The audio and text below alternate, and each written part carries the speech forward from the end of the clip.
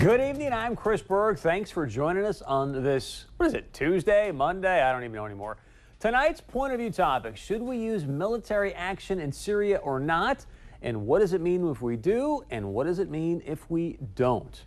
Earlier today, I had the chance to visit with Congressman Kevin Cramer and Senator John Hoeven to get their take on the situation in Syria. Now, this past Thursday, Senator Hoeven was debriefed in the White House Situation Room. He also spoke with the Secretary of State John Kerry this past Saturday about, hey, what's really at stake in Syria? So tonight, my first question for him was, hey, what do we, the public, need to know from your briefings about the situation in Syria that we may not be hearing anywhere else? Well, Chris, at this point, I'm reserving judgment. I think the American people have to be convinced that the administration has a plan that can actually be effective before Congress approves some type of military strike. And so the administration's got to make their case not only to Congress, but I think to the American people.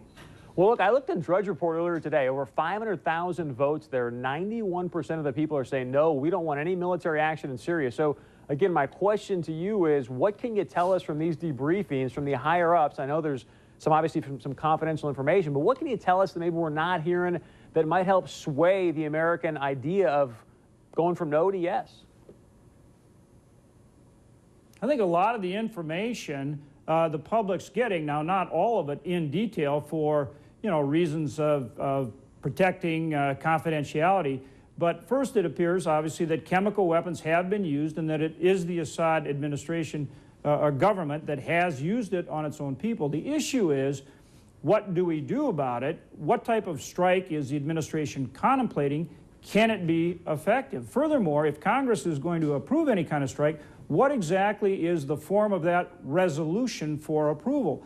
Those things have not been put out fully yet in a way where we can evaluate them and make a decision, which is why I am still reserving judgment, and I've been very clear with the administration that they need to have a plan that can be effective before I believe Congress would approve moving forward with any kind of military strike. So I'm kind of hearing you lean towards a no, but I want to ask you just for clarity, if you had to vote today with all the information you've had from the multiple briefings you've received, and you had to pull the trigger right now, no pun intended, would you vote yes or no to take military action in Syria?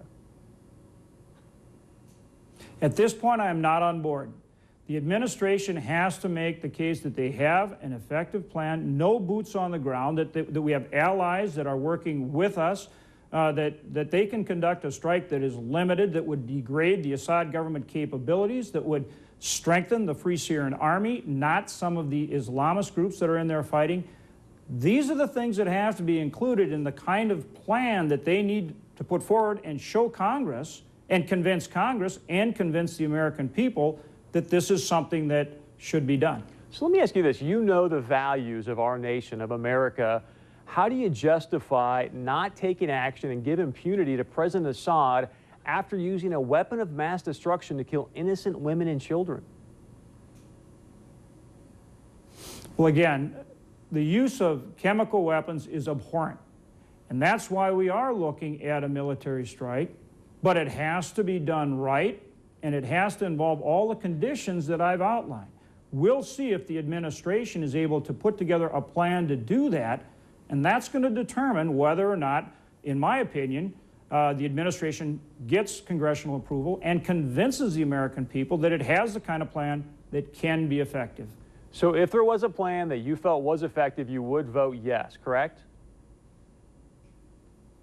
If it met the conditions that I've outlined, I would consider voting yes. They're not there yet, which is why I'm reserving judgment at this point. So let me read a couple things to you. Secretary Kerry said this today in the Foreign Relations Committee hearing that if we fail to act, we will have fewer allies. Secretary Chuck Hagel said inaction undermines America's credibility with Iran and other countries.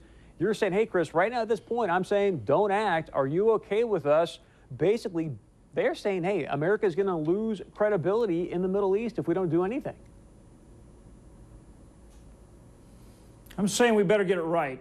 This is a very serious issue. I think the administration, after not really having a plan, had made up its mind it was going to go ahead. At that point, it looked like they were just going to make some cruise missile strikes, but hadn't contemplated all the ramifications that go with it. What I'm saying is if we're going to do something, we better get it right. Let me ask you this, Senator, because obviously it was about roughly a year ago that President Obama put the quote-unquote red line in the sand that, hey, if chemical weapons are used, we are going to act as a nation.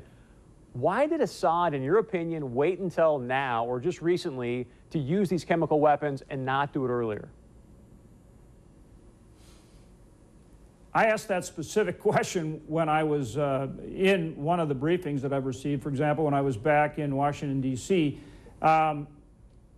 in that regard, there are multiple opinions. I can't go into specifics for security reasons, but our administration is not certain why he did. They have a couple different theories, but they're certain that he used chemical weapons on his own people. That's the evidence they've presented to us and that they continue to present.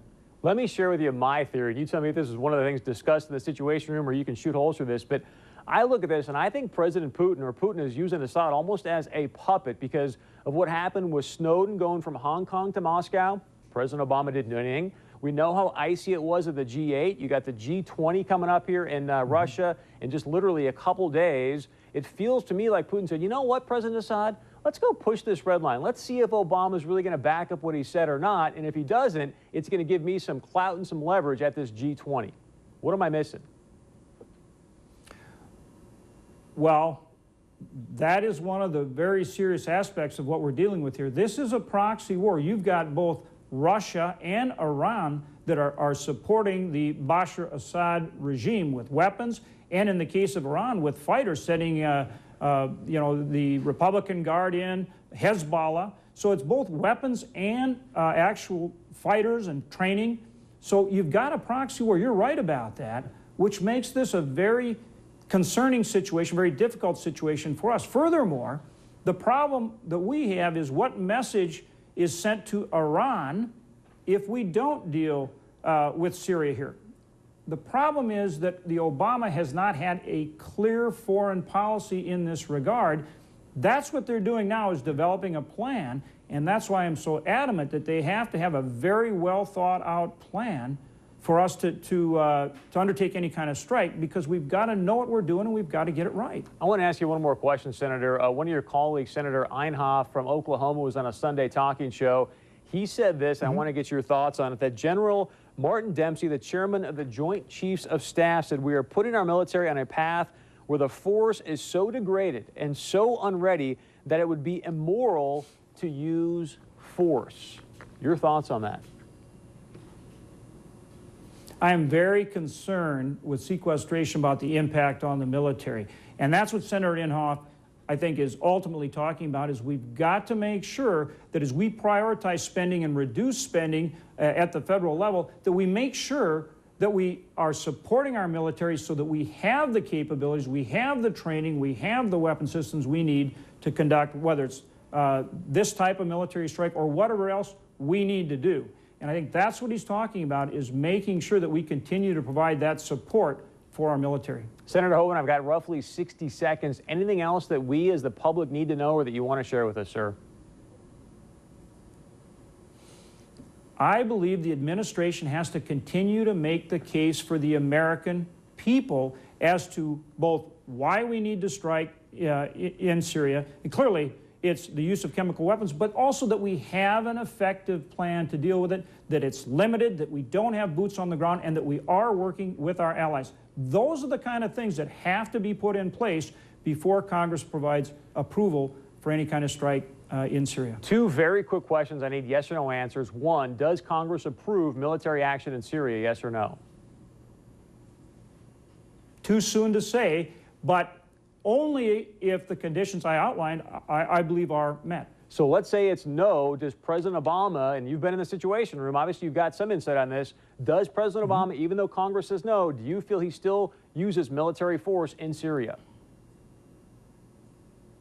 He's indicated that he will do that. I think it would be very difficult for him to do it if he doesn't get congressional approval, which is, again, why I go back to get the plan right and convince the American people in Congress that you've got something that can be effective. Senator Hoeven, always appreciate your time, and thank you for being so gracious and generous with it. We look forward to having you back on when you're back in D.C. and have some more information and insight on the situation in Syria. Please stay with us. Earlier today, I had a chance to sit down with Congressman Kevin Cramer as well and get his thoughts on the situation in Syria. As always, be sure and join our conversation. You can go to our website, 630pov.com. We'll be right back.